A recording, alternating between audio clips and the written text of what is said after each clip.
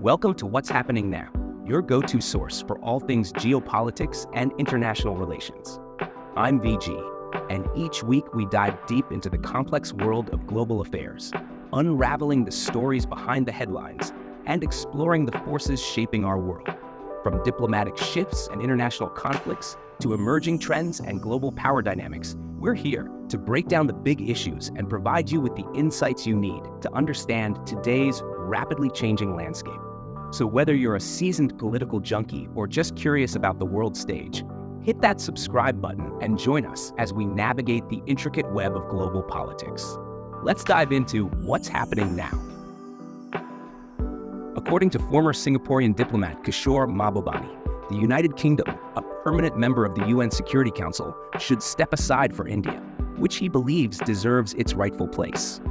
Mahbubani, a former president of the UNSC, argues that India is now the world's third most powerful country after the United States and China, and should replace the UK. He pointed out that the UK has not used its veto power in decades, likely due to fear of backlash. With India surpassing the UK as the world's fifth largest economy in 2022, this transition seems logical. The Israel Defense Forces, IDF, announced the recovery of 6 hostages' bodies, abducted alive by Hamas on October 7 from a tunnel in Rafah, southern Gaza. According to Israel's health ministry, they were found with multiple gunshot wounds and were murdered between 48 to 72 hours prior, just before troops arrived. IDF spokesman Rear Admiral Daniel Hagari stated that Hamas terrorists likely killed them only a day or two before their discovery. U.S. President Joe Biden expressed outrage, particularly for dual Israeli-U.S. citizen Hersh Goldberg Poland, vowing that Hamas leaders will face consequences for these crimes.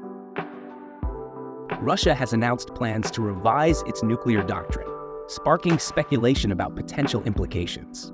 The current doctrine, set in June 2020 by President Vladimir Putin, allows for nuclear weapon use in response to threats involving weapons of mass destruction or conventional attacks endangering Russia's existence.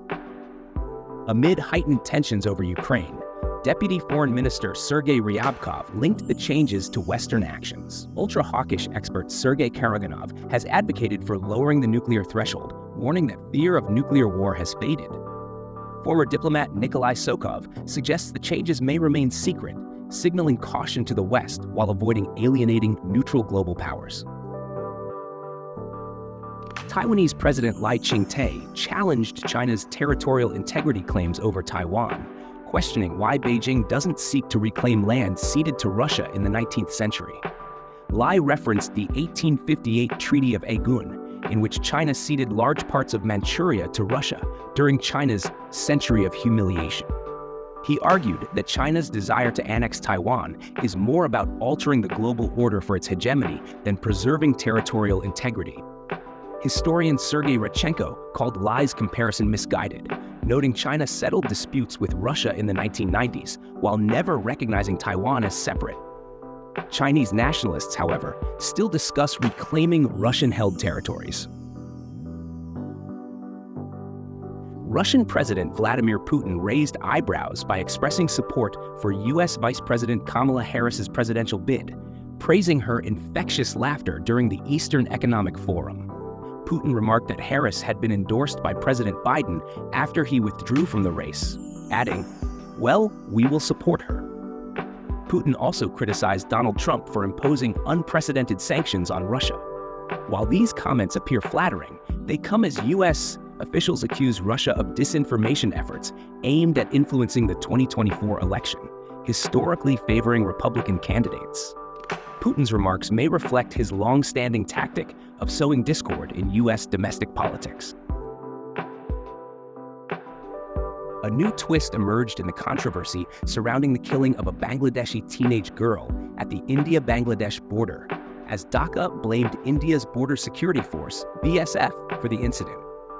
The girl's body, found on the zero line in Tripura with bullet injuries, was allegedly shot by Border Guard Bangladesh, BGB, while she attempted to cross into India illegally. However, Bangladesh's foreign ministry claimed the BSF was responsible, accusing it of violating the 1975 Joint Indo-Bangladesh Guidelines for Border Authorities.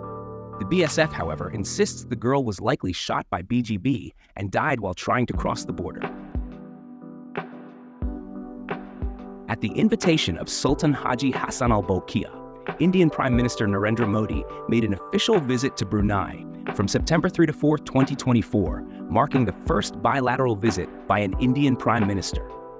Both leaders celebrated the 40th anniversary of diplomatic relations between the two nations and reaffirmed their commitment to enhancing cooperation in areas such as trade, defense, technology, and climate change.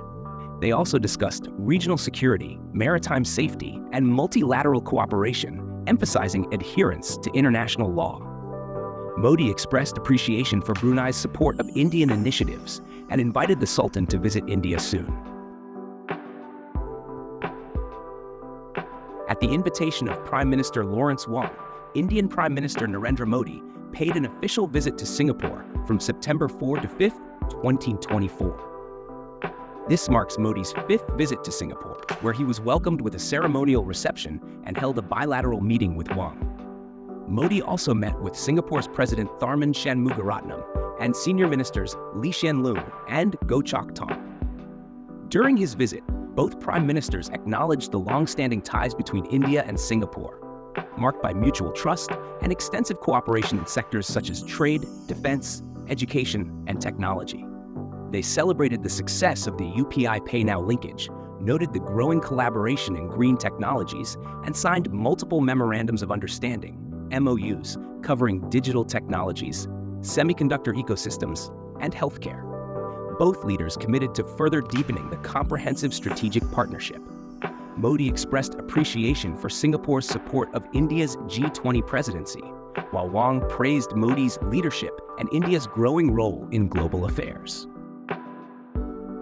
Speaking at the Eastern Economic Forum on Thursday, Russian President Vladimir Putin suggested that China, India, and Brazil could mediate talks between Russia and Ukraine. He also criticized the U.S., stating that Russia has not been trying to abandon the dollar, but was forced to seek alternatives after being excluded from U.S. dollar settlements. Putin condemned U.S. actions as unprofessional and stupid, claiming they are accelerating the shift toward using national currencies in countries like those in the BRICS group. He further stated that Ukraine's attempted incursion into Kursk has failed to impede Russia's progress in Donbass. Chinese President Xi Jinping has pledged $50 billion in financial support for Africa over the next 3 years, aiming to strengthen ties and boost development across the continent. The commitment was made during a key summit where Xi emphasized China's dedication to fostering economic cooperation, infrastructure development, and sustainable growth in Africa. The funds are expected to be allocated to various sectors, including healthcare, education, and technology, with a focus on projects that promote green development and reduce poverty. Xi's pledge reflects China's growing influence in Africa and its efforts to deepen strategic partnerships across the region. In the second quarter of 2024, Europe imported more natural gas from Russia than from the US, reversing a trend seen since the Ukraine invasion. After Russia halted gas supplies, Norway and the US filled the void, with the latter increasing liquefied natural gas, LNG, deliveries to Europe. However, recent data shows the EU imported 12.8 billion cubic meters, BCM, of Russian gas compared to 12.2 BCM from the US. This shift, reported by German Daily Welt and explained by Bruegel's Ben McWilliams, is attributed to reduced American LNG imports due to high EU storage levels and low summer demand.